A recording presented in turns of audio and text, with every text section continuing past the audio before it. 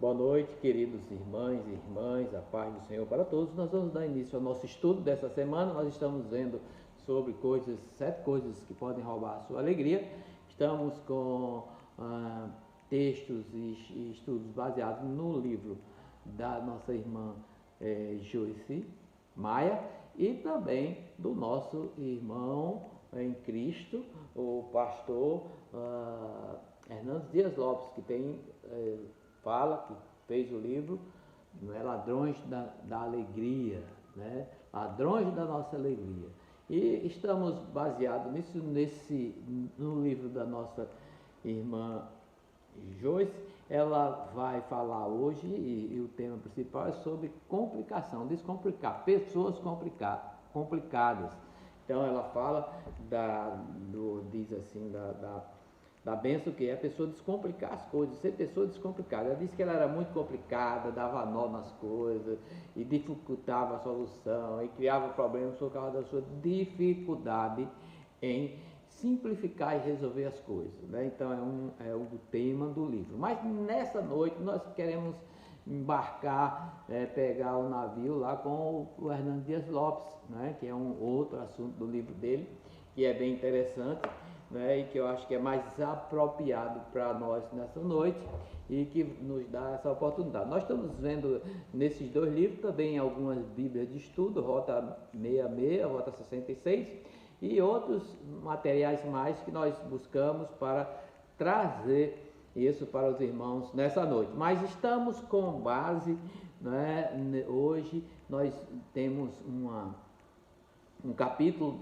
do livro do nosso irmão Hernandes Dias Lopes, que é muito interessante. E a adaptação, claro, do seu amigo pastor aqui, que está fazendo a adaptação para nós, para a nossa realidade aqui, né? Então, o assunto principal de hoje, que nós queremos enfocar, é pessoas, tá? Então, irmãos, pessoas o que, pastor? Pessoas podem roubar? É justamente isso. Pessoas, elas podem ser usadas e elas mesmas podem querer e tentar roubar a nossa alegria, né? É claro, isso é uma coisa interessante. É interessante a gente entender que as pessoas, elas nos fazem chorar muito mais e ficarmos muito mais tristes do que circunstâncias da vida. Então, no nosso relacionamento interpessoal, nós ficamos mais tristes do que muitas coisas que acontecem na nossa vida. As pessoas nos fazem chorar muito mais do que as circunstâncias da vida. Não é interessante isso? Então, nós passamos, às vezes, por situações difíceis na nossa vida, né? Por isso, por aquilo, mas as pessoas, elas às vezes, nos atingem de uma forma mais direta do que as circunstâncias da vida. Olha, e é interessante nós observarmos, né, que houve um problema também, estava havendo um problema lá na igreja, e Paulo mostra isso na carta de Paulo aos Filipenses, né? Estava havendo um problema e Paulo estava exortando as pessoas, falando para que elas pudessem ter um convívio salutar e orientando como elas deviam agir nesse relacionamento interpessoal. O relacionamento interpessoal, pessoa a pessoa, irmãos, é fundamental para que nós tenhamos uma vida alegre na presença de Deus. Vamos começar abrindo as nossas Bíblias lá em Filipenses capítulo 2. Filipenses foi escrito mais ou menos no ano 60, né? O apóstolo Paulo, ele adverte, né? Essa é uma carta para a igreja. É interessante que na igreja, dentro da própria igreja, muitas vezes nós somos feridos e muitas vezes nós ferimos, né? Algumas vezes sem querer, outras vezes querendo. Algumas vezes porque nós somos o pivô e outras vezes porque nós somos usados para atingir alvo de outras pessoas. E essas coisas, elas, tanto uma como a outra, ou as duas juntas, elas vêm para tirar a nossa paz, mas o Senhor está comigo, está com você, e a gente vai vencer, né, nessas situações. E ele fala para a igreja, né, fala mais para os irmãos, diz lá, capítulo 2, versículo 3. nada façais por partidarismo ou por vanglória, mas por humildade, considerando cada um os outros superior a si mesmo, né?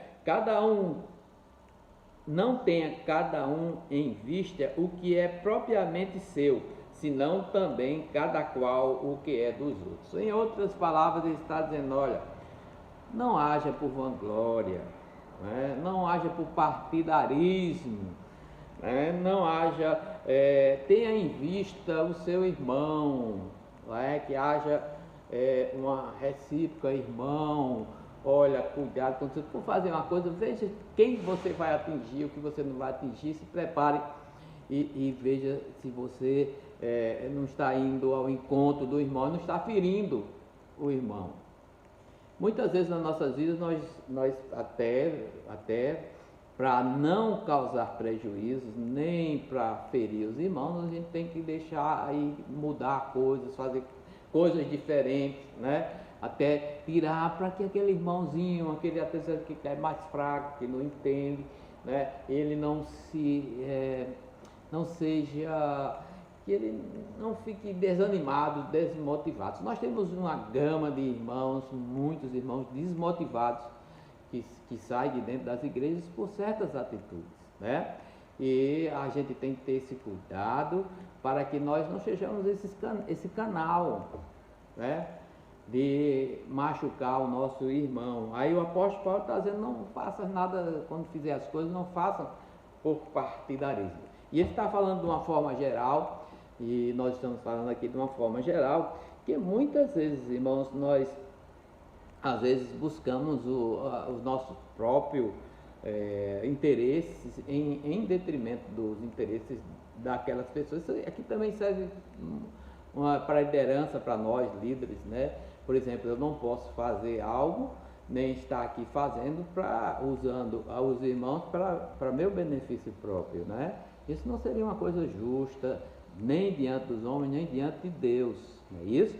Então, os meus atos, as minhas atitudes, elas têm que ser pensadas e repensadas, para que nós não sejamos feitos uma dinamite, que quando explode, ela joga estilhaços para tudo que é lado e prejudica muita gente. Então, muitas pessoas são prejudicadas pela explosão dessas dinamites loucas que muitas vezes elas são lançadas. Eu não sei se você está nessa situação, né, se você foi atingido, mas se você se foi pela igreja, né, que a gente, vamos falar do antídoto daqui a pouco, mas que você tenha bom ano e perdoe, porque muitas vezes as coisas não são feitas propositais, né? Como eu falei anterior, muitas vezes nós somos usados e muitas vezes nós usamos, e muitas vezes nós vamos por conta própria mesmo. Mas, queridos, há esse cuidado especial, não agir na igreja por vanglória. Eu estou aqui, os holofotes estão sobre mim, eu gostaria que estivesse e tal, aquele, né? E lá vai, e às vezes usa os irmãos, né? A gente vê isso muito na mídia lá fora, né? Na grande mídia, né? A gente vê como se usa, né, os irmãos para servir de holofote para os alvos particulares de cada um. Então esse aí não é o caminho, isso aí traz problemas, fere, né? As pessoas notam que a gente está agindo dessa forma, né?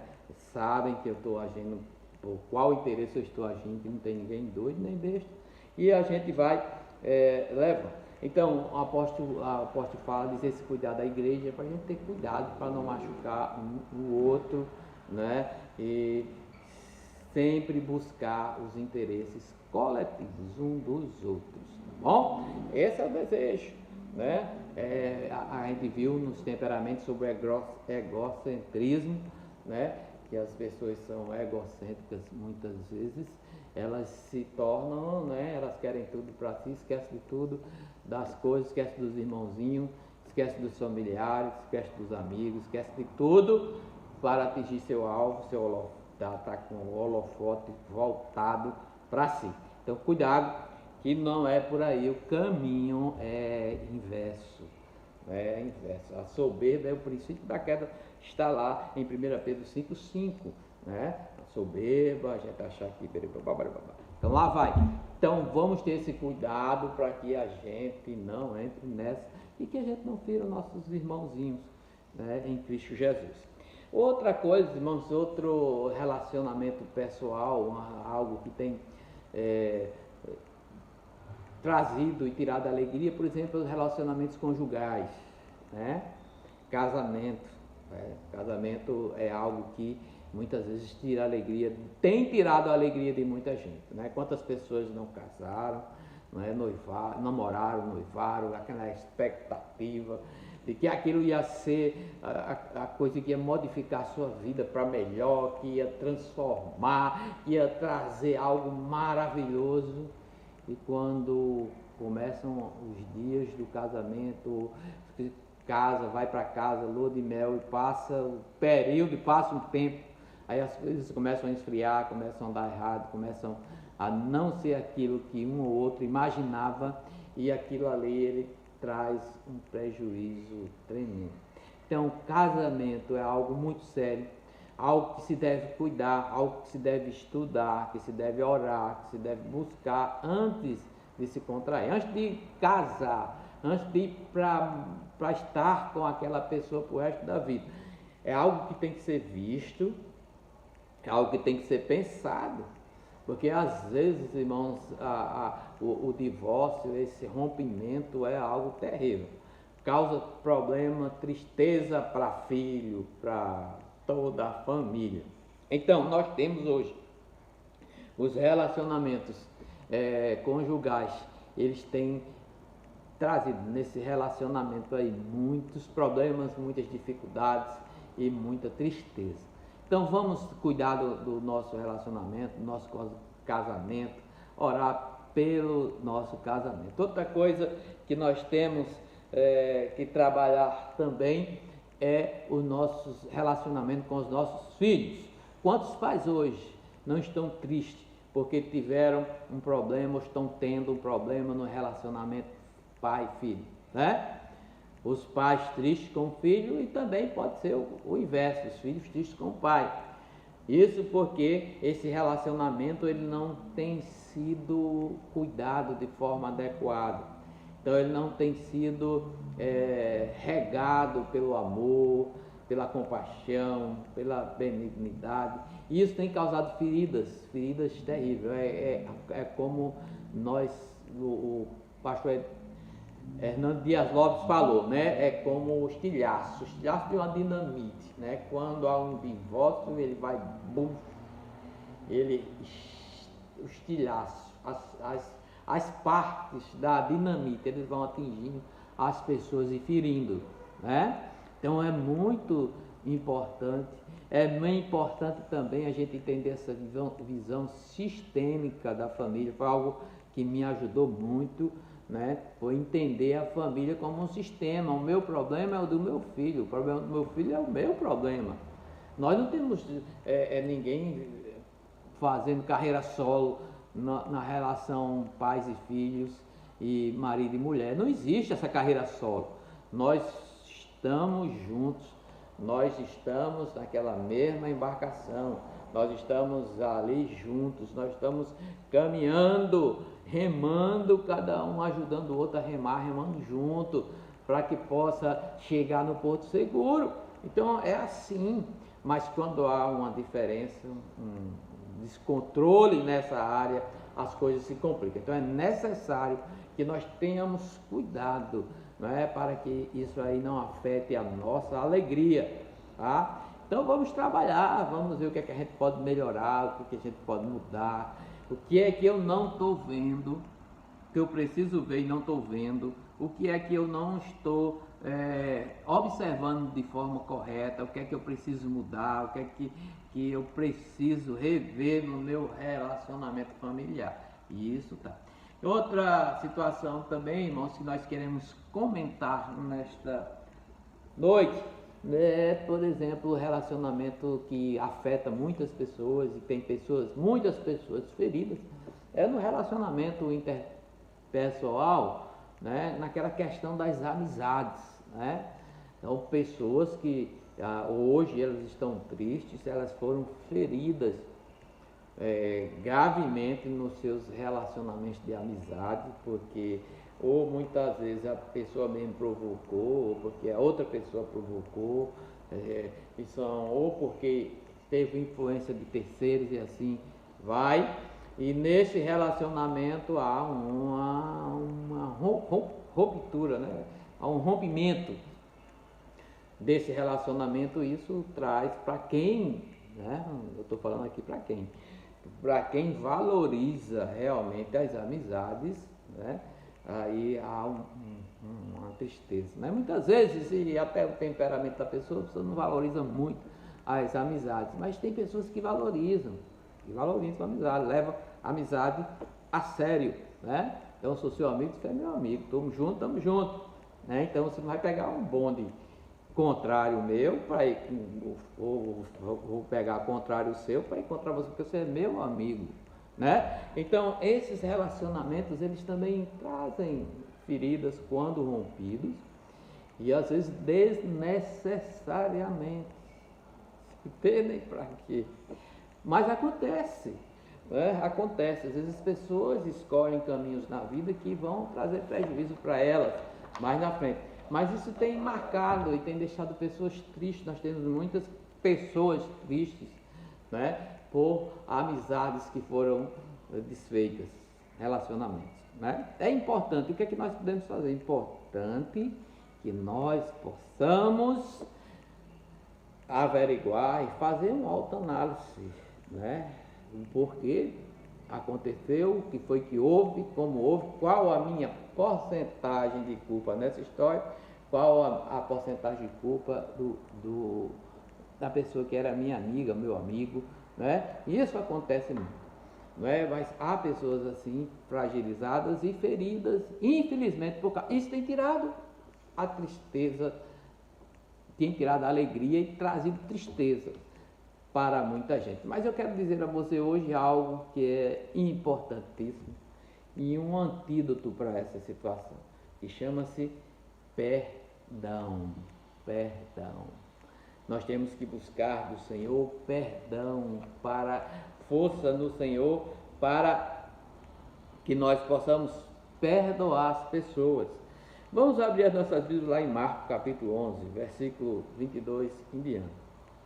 Diz assim: ao que Jesus lhe disse: tende fé em Deus, porque em verdade vos afirmo que, se alguém disser a este monte, ergue-te e lança-te ao mar, e não duvidar no seu coração, mas crer que se fará o que diz, assim será com ele. Por isso vos digo que tudo quanto em oração pedirdes, crede que recebeste, e será assim convosco. Crê, né? Você ora com fé e crê que vai receber. Aí o versículo 26 diz assim: mas se não perdoardes também, o vosso Pai Celestial não vos perdoará as vossas ofensas.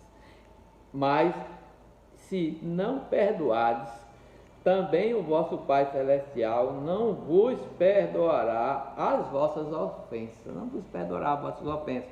Então, a chave, o antídoto para a gente recuperar essa alegria perdida, quer seja num relacionamento de igreja, de irmãos, que é todo mundo diferente, são cabeças, né, que vem, vai e vai para lá, diferentes, estão ali unidos. Se não houver essa disposição de perdão, está complicado. Se no nosso relacionamento familiar não houver perdão, também a situação fica difícil recuperar esta plenitude, a plenitude desta alegria. Se não buscarmos as nossas amizades, nosso relacionamento, não tivermos, por exemplo, a disposição de, às vezes até com razão, às vezes não temos razão, às vezes podemos agir de uma forma, né, enérgica tal, mas nós não vamos agir. Por quê? Porque nós vamos preservar primeiro a amizade e perdoar.